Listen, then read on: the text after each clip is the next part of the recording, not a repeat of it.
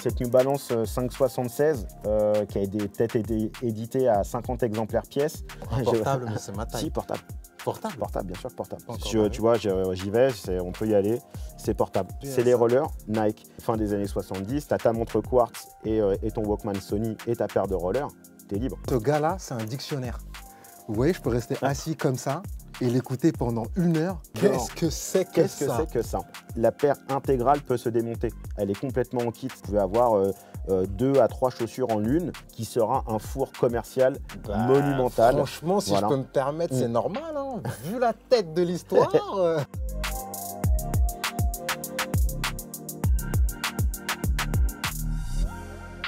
Est-ce que vous sentez cette odeur-là?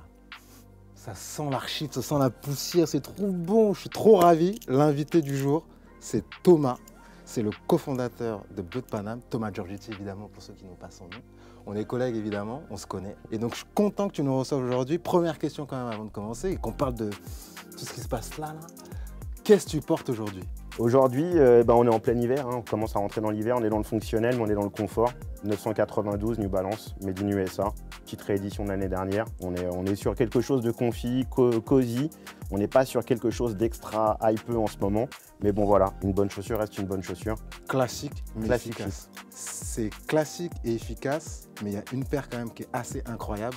Et c'est d'elle dont on va parler tout de suite parce que bon, on est comme as. C'est quand même la Robert Haylet. Donc là voilà. Donc ça c'est la Robert Haylet qui est en fait de fin 60, début 70, qui est en fait l'ancêtre de la Stan Smith, qui était en fait un joueur de tennis qui s'apprêtait, qui était très très bon, hein, qui avait très bonnes statistiques dans les années 60, mais qui au final est un peu l'âge vieillissant, s'apprêtait à aller en retraite, et Adidas lui délivre un pro modèle. Et en fait, il s'avère que l'année d'après, il est à la retraite. Donc du coup, elle tournera plutôt sur le pied de Stan Smith. Et c'est Stan Smith qui, au final, l'emmènera. Et on connaît maintenant l'histoire de cette paire à travers le monde de 7 à 77 ans.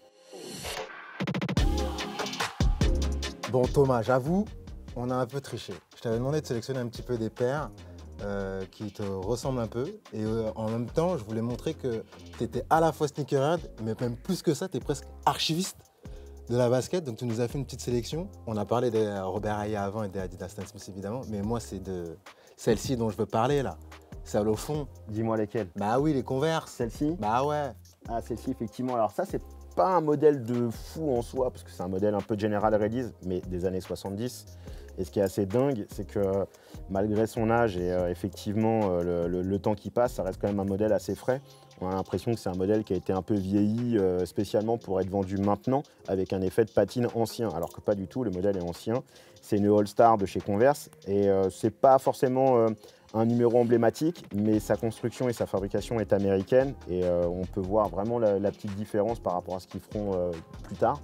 Et ce modèle, en fait, il était disponible sur la toile et je l'ai digué il y a bien une bonne vingtaine d'années maintenant, au tout début d'Internet. Bien plus que les vieux, que ce soit même au niveau de la languette, qui était vraiment toute fine, tu vois. Exactement. Donc ça, je sais que c'est des modèles qui te plaisent. Et après, dans la petite histoire, toujours autour de Converse, parce que celle-ci est bien, mais c'est un modèle un peu classique avec ses normes de NBA, c'est-à-dire juste un petit accent de rouge, essentiellement blanche. Donc celle-ci pouvait aller sur les parquets. Après, sur ce que j'aime bien dans ce genre de modèle un peu ancien, notamment de chez Converse, voilà, ça je trouve ça plus rigolo encore, parce que ça c'était une paire qui était distribuée en fait au staff des Jeux Olympiques de 84 à Los Angeles. Donc Converse, Levi's, Coca-Cola et plein d'autres. McDonald's étaient eux-mêmes partenaires des JO et chaque équipementier ou chaque marque était en lien avec les JO, avait produit et avait fait une gamme qui était destinée au staff olympique, au staff du village olympique. On a tout dessus quoi. Voilà. Et donc celle-ci, exactement. Donc je pense que c'était des vieux stocks qu'ils ont pimpé très certainement de fabrication des années fin 70, début 80. C'est ma taille. Bon, un portable, mais c'est ma taille. Si, portable. Portable? Portable, bien sûr, portable. Ouais, non, celle-ci, tu vois. La colle, même pas encore tu vois, j'y vais, on peut y aller, c'est portable. Allez, autant sur certaines autres, on ne pourra pas faire malheureusement ce petit exercice, mais sur celle-ci, hormis la poussière qui sort de la semelle, de la languette, pardon, parce qu'effectivement la mousse a séché, la semelle, le caoutchouc est toujours bon, c'est vulcanisé, c'est collé à chaud sur de la toile, sur du canvas. C'est une fabrication qui n'est pas indestructible, mais qui au final vieillit beaucoup mieux que certaines paires qui ont été faites dans les années 90, voire 2000. On oublie souvent que c'était même Converse, entre guillemets, presque la référence En tout cas sur les chaussures de basket. Exactement, ouais. Si on, un siècle avant, ils étaient déjà dans le game du basket avec Chuck Taylor, effectivement. Et ce qui est les détails intéressants, il y a des petits anneaux olympiques là qui sont sur la languette avec le logo de LA de l'époque. On le retrouve aussi au talon. Et puis il y a un petit LA 84 qui devait être gold, qui est plus visible sur celle que tu as en main. Ouais. Mais donc ça, effectivement, je pense que c'était des petits customs. Ils avaient dû trafiquer une certaine ligne déjà un peu existante. On est sur de la toile, on est à Los Angeles. On a un petit taux un peu comme la Blazer aussi, voilà, vraiment les écritures de début des années 80, fin 70. Ça pète. C'est un truc de ouf. Mais comment ça se fait que tu connaisses autant d'histoires? Parce qu'autant aujourd'hui il y a Internet, mais à quel moment ça t'est venu de te dire je vais collectionner des paires et en plus je vais essayer de me renseigner sur tout ce qui se cache derrière? Ça a commencé par le basket et Jordan. C'est-à-dire que bêtement, en tant que consommateur adolescent, issu de la banlieue sud de Paris, au début tu te rencardes sur les Jordan, tu t'achètes tes Jordan, tu te procures tes Jordan, tu commences à les conserver. 1, 2, 3, 4, ça vient une rotation. Donc du coup, elles se préservent mieux. Du coup, tu as envie de remonter aussi dans le temps pour avoir les numéros manquants ou les numéros qui vont arriver. Et puis d'un coup, tu te nourris, tu te rends compte qu'il y a Jordan, mais qu'il n'y a pas que ça, qu'après ça a influencé d'autres marques. Des fois, tu peux croire que d'autres marques ont été des contrefaçons parce qu'ils utilisent les mêmes codes couleurs, donc tu as envie de comprendre pourquoi ils avaient fait ça. Donc en fait, sur ces interrogations un peu adolescents, où en fait tu penses déjà tout savoir, tu dis en fait je ne sais rien. Et donc du coup, tu te mets à découvrir le marché de la sneaker et son histoire jusqu'au début des années 2000. Où effectivement après arrive Internet et l'ère du web, où effectivement ça devient beaucoup plus facile. Mais toi tu te renseignais comment? La chance c'est que magazine, presse énormément, que ce soit la presse spécialisée, mais pas de sneakers, parce qu'à l'époque elle n'existait pas, mais la presse hip-hop, la presse basket, donc la presse sport, et la presse entre guillemets mode, ou incubateur de tendance. Tu vois qu'il y a un look, tu vois qu'il y a une paire de chaussures que le mec a au pied, tu connais pas son nom, tu te mets à diguer, tu mets dans un petit carnet, tiens, j'ai repéré tel modèle et maintenant il va falloir que je connaisse le nom, son origine.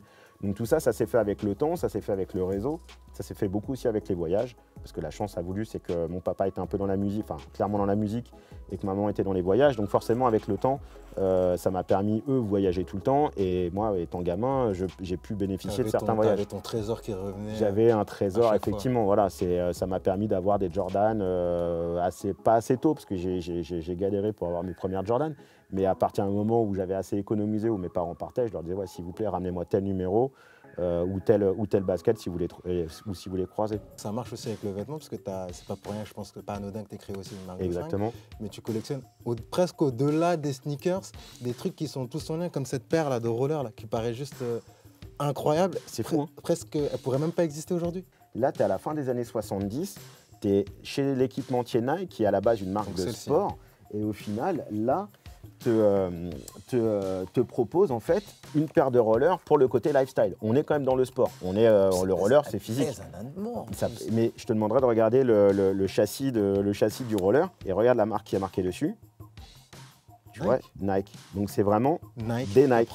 Voilà, c'est les rollers Nike. Donc ça, c'est une Waffle Racer, Lady Waffle Racer, qui a été montée sur une semelle de roller.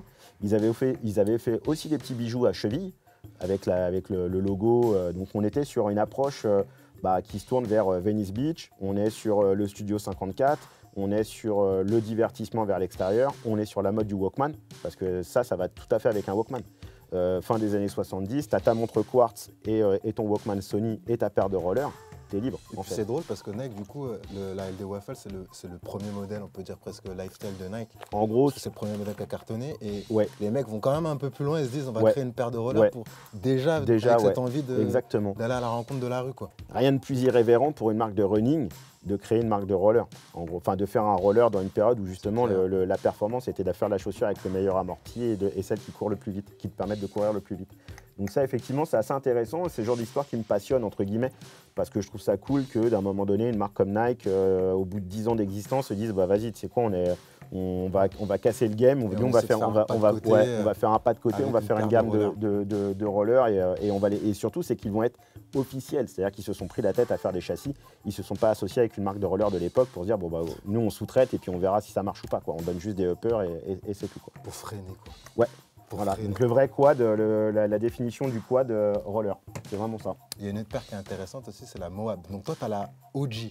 Alors ça c'est l'OG Mowab effectivement. Alors, Parce la qu'elle a Mowab, été rééditée, elle a été rééditée cette année. durant l'année 2021. Exactement. Et donc, là, Parce qu'elle fête ses 30 ans. L'original était sorti en 91. Ça c'est la Mowab 2. Qui au final a le même exosquelette que la 1, sauf que le chausson URH est un petit peu plus refermé et on n'a pas de broderie sur l'extérieur. Le Mowab est sérigraphié directement sur le chausson. On va dire que la partie un peu haute du chausson est un peu légèrement différente par rapport à celle qui est actuellement en boutique ou par rapport à la Mowab, la première génération. Cette paire, pour moi, elle est très importante à mes yeux et pour beaucoup d'entre nous, d'un point de vue street culture et notamment de culture parisienne ou de culture européenne, les gammes ACG étaient très préconisées de tout le milieu graffiti, de tout le milieu outdoor, mais plutôt de rue. C'est-à-dire vraiment le côté je vis dehors, j'ai une Gore-Tex. T'as fait du graphe toi-même. J'ai fait Pour du la graphe moi-même, précision. effectivement, voilà, c'est pour ça. Donc celles-ci, je ne les ai pas portées à l'époque, je les ai eues un petit peu plus tard, mais j'ai eu des Mowab et j'ai eu des ACG sur ces périodes-là, qui sont malheureusement au fin fond d'un carton. Mais ça, c'est le modèle le plus, pour moi, je l'ai eu plus tardivement, mais j'adore ce colorway, je trouve qu'il est magnifique. Et c'est le colorway qu'ils viennent de rééditer en plus actuellement pour les 30 ans. Donc c'est un modèle qui m'est cher et toutes les lignes ACG et Mowab sont pour moi des madeleines de Proust. Je me régale avec ces gammes-là. Et à côté de ça, tu as une originalité, quoi. Et à côté de ça, effectivement, vu qu'on est sur les gammes outdoor, Qu'est-ce que c'est que ça? Tu connais pas ça? Ça, franchement, je connais pas. Je vais pas faire le mec. Ouais.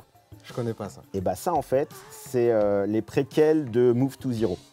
Tu rigoles. Ouais. On peut le qualifier comme ça. En fait, cette paire-là arrive après l'introduction des Svedowska, qu'on va aller voir un petit peu plus loin, sur des systèmes... C'est une semelle de freerun presque. Oui, exactement. On est sur ces périodes-là, on est en 2004, on est dans les périodes effectivement où la free arrive, et en fait c'est une Mowab. Ah ouais. Et oui, Mowab. tu vois. Et c'est l'évolution ACG de la Mowab dans une gamme qui s'appelle Considered, qui est en fait une gamme qui a été créée par Nike de manière un peu intimiste et distribuée que sur quelques points de vente très spécifiques. Je pense à Opium, je pense à Colette notamment pour la France à ce moment-là. Et en fait, le but, c'était d'arriver à avoir des paires qui soient dans une construction où il y ait le moins d'utilisation de colle, le moins d'utilisation de colle chimique surtout, et que ça soit un assemblage comme le Tonon et Mortez par rapport à un assemblage de bois ou de choses comme ça. Donc effectivement, la semelle, on se rend compte elle peut se désolidariser, c'est juste un assemblage. Et en fait, on retrouvait déjà ça sur une paire très conceptuelle qui s'appelle la Svedowska. C'est celle-ci, Exactement. Bijou. Donc Là, effectivement, on est sur du pur design. là, on est sur du pur produit design. C'est-à-dire que là, là, Nike ne le fait pas tout seul. Ils vont chercher un développeur design qui s'appelle Mark Newson, qui est un mec qui est quand même assez connu. On puise surtout sur le début des années 2000. Il a révolutionné pas mal de choses dans le mobilier, dans l'intérieur.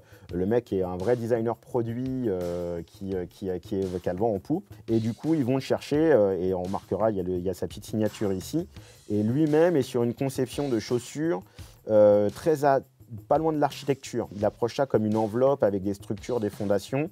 Et en fait, la paire intégrale peut se démonter. Elle est complètement en kit, c'est-à-dire que vous pouvez avoir 2 à 3 chaussures en une, ce qui était assez révolutionnaire. On est arrivé à un produit qui a ouvert de la créativité, des portes, même chez d'autres designers et chez d'autres équipementiers et chez d'autres designers footwear. Elles ont existé sur 2 ans.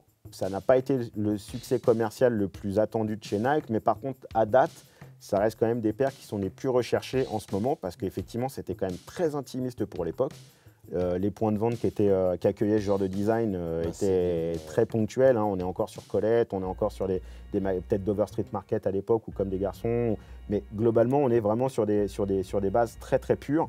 Et donc du coup, cette technologie-là d'assemblage de semelles permettra après à Nike d'aller sur Consider, qui sera un four commercial monumental. Franchement, si voilà. je peux me permettre, c'est normal. Hein. Vu la tête de l'histoire, ce qui est d'étonnant, c'est que cette paire-là, elle est presque conçue comme un soulier, plus que comme une sneaker, comme la New Balance là. Comme la New Balance, c'est un très bon pont que tu fais, effectivement. Comme la New Balance Kitsune.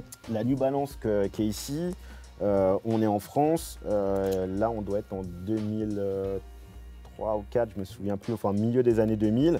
Et en fait ça c'est je pense la première collaboration de Kitsune à travers Colette et la marque New Balance. C'est-à-dire qu'ils lancent une toute petite série qui est vendue que chez Colette essentiellement. Kitsune est encore une marque assez intimiste à ce moment-là. On est quand même dans les débuts de Kitsune, mais capacité à fort buzz déjà. Et elle s'appelle la Zoro. Et donc du coup, effectivement, on est sur une fabrication... C'est une fabrication de souliers presque. Et là, on est quasiment sur une fabrication de souliers. Donc, alors en fait, il y a un petit arrangement, c'est que c'est des paires de Made in UK qui sont Déjà, la façon est exceptionnelle. La façon était exceptionnelle. Et ils sont arrivés avec un espèce de custom par-dessus de broderie. Et ils en ont fait quelque chose qui est très très bien et que je pense vieillit même très très bien. Ils ont même été à l'époque faire une petite broderie avec le cheval ici, et je crois qu'il y a Bernardo dans l'autre, quoi. Ouais, est-ce que c'est Zorro? Voilà. Donc ça maintenant effectivement pour le côté français, on est sur une petite page d'histoire entre Colette qui effectivement qui a fermé ses portes en 2017 et Kitsune qui continue son épopée, mais on voit que là c'était vraiment les débuts quoi. Ce qui est intéressant avec toi, c'est que tu t'intéresses autant à des paires qui sont liées à la culture sneakers qu'à la façon. Bah en fait c'est les deux, c'est les ADN qui me permettent après de mettre le curseur sur un produit, parce qu'effectivement celui-ci tu es sur un marketing, on est sur les collaborations, on est même sur une triangulaire de collaboration, donc c'est vraiment en avance sur son temps, parce que là c'est Colette, New Balance et Kitsune. Mais ce qui est intéressant, comme tu l'as souligné, c'est que ce produit-là, en plus d'accueillir un marketing qui au final se démocratisera davantage dans les années qu'on est en train de traverser, et bah, il est bien fait. Au même titre que tu prends un produit comme la Stan Smith par exemple, qui est aussi pour le coup une histoire française, pas par le joueur mais par la fabrication. Du coup, et ce qui m'intéresse... Les premières Stan Smith ont été Made in France. Made in France. Donc là, tu es made in UK, et là, tu es Made in France. Là, tu es sur un produit purement sportif avec un équipementier sportif et un joueur de tennis, donc un pro modèle. Là, tu es sur quelque chose de tout à fait lifestyle et mode. Mais les deux, effectivement, je vais les mettre sur le même piédestal parce qu'effectivement, il y a des curseurs, des critères de jugement qui vont commencer à me parler. Et là, on est avant 2000 et tu as déjà une paire qu'aujourd'hui, tout le monde va avoir presque. Ça, par exemple, dans la frénésie actuelle qui est liée à des artistes comme Travis Scott ou Lil Uzi Vert ou d'autres rappeurs américains qui ont entre 20 et 30 ans actuellement, effectivement, ils ont une espèce de phénomène flashback sur ce qui s'est passé début des années 2000. Et dans les grandes prises de parole des débuts des années 2000, Nike arrive, après avoir bataillé, après avoir fait des rollers dans les années 70, arrive avec le Nike SB, donc skateboard, avec Sandy Bodecker à la tête, qui est malheureusement décédé, arrivera avec des concepts de chaussures qui va révolutionner en fait le skate, notamment la Dunk va devenir un étendard pour le milieu du skateboard. Et celle-ci, c'est la California Republic et elle a été faite en 2003, je crois, elle est sortie en 2003. Donc elle reprend le drapeau californien et il n'y a pas l'ours, mais en gros on retrouve l'étoile qui est présente sur le. Puis on se rend même compte déjà à l'œil nu. Que même là encore, en termes de façon, on est sur autre chose, quoi. Bah en fait, t'as un cuir grainé, t'as un cuir suédé. Exactement. Et elles de 2003, elles ont quasiment 20 ans et elles sont encore en bon état. En bon état, ouais, elles ont quasi pas bougé, quoi. Et t'as pas que du Nike, t'as pas que du Adidas. Ça, c'est intéressant que tu sortes ça. What it is? Qu'est-ce que c'est que ça? Ça, en fait, c'est Alexander McQueen qui, au final, qui a fait une collaboration avec Puma. Avec Puma et surtout qui avait une ligne chez Puma. Puma refaites ça. Bah oui. Refaites ça. La ligne Alexander McQueen Puma était bien en avance sur son temps parce qu'effectivement, on était sur une approche de créateur mode avec un équipementier sportif qui lui a donné les pleins pouvoirs au même titre que Y3 avec Yohji Yamamoto et Adidas. Et effectivement, il faut reconnaître que les deux Allemands, Adidas et Puma, avaient quand même mis le doigt sur la mode bien avant d'autres marques ou bien avant même les marques de luxe ou Balenciaga qui se décident à faire en fait des chaussures. C'est un moyen pour elle aussi de se dire, c'est un critère différenciant. Parce qu'à l'époque, il fallait être avec un sportif de haut niveau pour cartonner de fou. Et les marques quand même, Nike roulait sur tout le monde à l'époque, il fallait s'associer. Exactement. Que sur un peu différent. Et Puma était quand même, sur le début des années 2000, était quand même reconnu comme une marque lifestyle mode. C'est-à-dire qu'ils avaient quand même, avec la Mostro, pas mal d'autres modèles, ils avaient réussi à aller sur le versant mode, ce que les autres marques n'arrivaient pas forcément à faire. Et sur la McQueen, alors j'ai plus le nom exact de ce modèle, parce que je ne peux pas vous dire que je les mets tous les jours. Je pense qu'on ne t'en voudra pas. AMQ Rim Cage Sport. Donc effectivement, j'aimais beaucoup le côté exosquelette qu'elle avait. Ouais. J'aimais beaucoup le côté un peu goutte d'eau, verre d'eau qu'il y avait derrière. Le seul truc qui était un peu dérangeant pour moi une fois que je l'ai eu en main, c'est qu'elle est un peu slick. Et en fait, on est sur voilà, slick, c'est effectivement très pointu devant. Et une fois au pied, effectivement, on n'est pas loin d'une chaussure de ville en aspect de volume devant. Et je trouvais que c'était le seul truc qui était un petit peu trop prononcé pour moi. C'était la mode, tu te rappelles, les chaussures à bout pointu en fait. Exactement, mais on est dans cette période-là. C'était la mode. La mode du slick. J'en ai eu, mais bon, on n'a pas trop assumé. Disons que c'est pas ce qui vieillit le mieux. Mais effectivement, sur 2005-2010... C'était l'époque où ils tentaient vraiment tout. Et le bout pointu était un peu cette transition entre la chaussure casual et la sneaker. Et du coup, ça permettait à la sneaker d'aller vers un versant plus mode, alors que vaut mieux laisser vaut mieux laisser la sneaker dans son jus. Mais en tout cas, tout ça pour dire que ça arrive bien avant l'ère des Yeezy, l'ère des Balenciaga Triple S Soul. On est sur des prises de parole avec des designs qui sont travaillés, des recherches. Ça coûte cher à produire. Je pense pas que ça soit ultra rentable, mais en tout cas, on sait que les gars sont dans la recherche. T'as l'avant qui est en cuir, la cage en silicone. Les semelles, on les retrouve que sur sur cette chaussure. Elles n'ont pas été développées pour aller sur d'autres silhouettes. Donc, de développement et même de fabrication. Exactement. Donc effectivement respectable. Et puis rest in peace McQueen. On parlait d'association entre l'histoire et la façon. Toi-même, tu as produit des paires de baskets avec Bleu de Paname. Et en fait, ce qui est intéressant, c'est que tu es parti sur des modèles qui sont quasi historiques. Exactement. Moi, je vois, quand je vois ça, je vois des deck shoes en fait. Et bah, on n'est pas loin de la deck shoe, on n'est pas loin. Alors là, c'est des PF Flyers qui appartiennent à une marque qui appartient à New Balance. Ça, je l'ai faite en 2011, donc c'est pas tout jeune. Malheureusement, elles ont eu un petit sinistre dégâts des eaux, donc je suis désolé, elles sont pas très clean, mais bon, ça leur fait leur originalité. Ça respire. Exactement, ça vit, ça se patine. En fait, PF Flyers, c'est pour Posture Foundation. C'est à la base des chaussures qui étaient faites pour travailler, se divertir et faire du sport. Parce qu'elles avaient ce confort qui avait été amené par rapport à la semelle intérieure avec tout un système de voûte qui était propre à PF Flyers et qui les a propulsés dans les années 50-60. Eux-mêmes ont produit d'ailleurs pour Converse et pour plein d'autres marques. C'est pour ça qu'on retrouve un petit peu cette écriture, ce taux qu'on retrouve chez beaucoup de marques, que ce soit Procades ou exactement, et le renfort. Là, il est plus en diamant, il est un peu plus travaillé. Et vu qu'on est une marque de workwear, j'avais dans les Posture Foundation, c'est aussi une de leurs écritures, c'était de rendre les semelles visibles avec des stripes, un peu comme des stripes de sécurité. Donc du coup, j'avais décidé de les passer en bleu Paname pour justement accompagner la Moleskine et le denim. Donc là, on était sur une base de Moleskine pour la base basse et de denim pour la base haute et un denim pour le coup japonais, ce qui faisait le pont, sachant qu'en fait, PF Flyers, le marché de référence est vraiment l'Asie. Pour cette marque-là, et quand le Japon, PF Flyers, c'est vraiment une marque très renommée localement. Elle l'est aussi en Angleterre pour tout l'aspect héritage et un peu plus casual. Ça reste beaucoup plus intime sur l'Europe centrale et notamment en France, mais ça reste une paire de qualité et c'est pareil, c'est une paire historique. Quand on connaît un petit peu l'histoire du soulier de sport américain, PF Flyers, ça marque, c'est un pionnier en fait. Paire historique aussi, hein, c'est la Foot Patrol qui est juste à côté. Alors ouais, la Foot Patrol, tout à fait.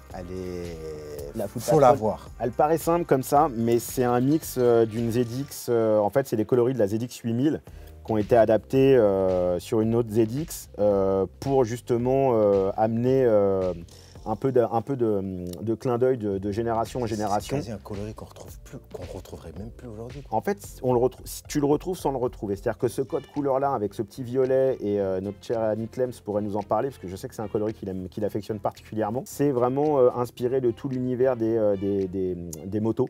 Les Kawasaki, les grands Turismo, toutes celles qui ont permis de faire le Paris-Dakar, des choses comme ça. Et effectivement, quand on regarde les Suzuki et tout ça, effectivement, c'était un petit peu l'impact des réservoirs et on est sur cette période-là. Là, ils l'ont fait voyager sur un espèce de cuir un peu 3M, donc en fait, elles sont complètement réfléchissantes. Et c'était dans la gamme, c'était pour l'anniversaire des ZX, et c'était pour la lettre F, donc pour Foot Patrol. Et c'est dans les premières consortiums, une gamme un peu premium de chez Adidas. On ne peut pas se quitter quand même sans parler de cette paire OG. Bon, au paire OG, alors c'est pas le coloris original de la Talaria, elle viendra légèrement après. Là, on était censé être en 98. Le premier colorway de cette paire de Talaria, à la base, il est beaucoup plus un peu outdoor, il est fluo. Toute la base du blanc là est en fait en jaune fluo avec du noir, elle est très très contrastée. Celle-ci, on sent qu'il voulait installer un petit peu le marché, mais j'aime bien justement son côté un peu plus off et un peu plus chaussures de banlieue, entre guillemets, base blanche, du bleu marine, avec juste un peu d'extravagance ici en dessous pour amener un petit côté un peu pop sur la semelle en dégradé. Et venant du graffiti, cette paire aussi, la Talaria, a toujours été un petit peu une paire comme la Moab. Elles ont bénéficié un peu d'un regard un peu différent par rapport à ces disciplines. Notamment sur la sole, on ne s'en rend peut-être pas forcément compte, mais il y a un petit dégradé de bombe de peinture en fait qui va du blanc au gris. Et bon, c'est des micro-détails, mais quand t'es gamin, c'est le genre de trucs qui te font penser des petites métaphores par rapport à tes activités nocturnes et tout ça. Tu vois, c'est un petit code que t'aimes bien. Pour le coup, celle-ci en plus est un proto. Donc il y en a, je sais qu'elle est sortie, mais pas tout à fait dans cette ligne-là. Et s'il y a une paire là que tu devrais garder là tout de suite? Cette New Balance 576 qui a peut-être été éditée à 50 exemplaires pièce, elle a été en fait faite avec Crooked Tongues. Crooked Tongues, c'était un ancêtre des médias sneakers anglais. Donc je les salue parce qu'on se connaît toujours, mais le média n'est plus existant. Mais en tout cas, c'est eux qui ont amené un peu une première phase de communauté en Europe avec exactement les codes qu'on utilisait entre nous. Eux ont commencé avec le début d'Internet à le populariser avec un forum, un site média et faisaient souvent des reportages mettant en avant des gens.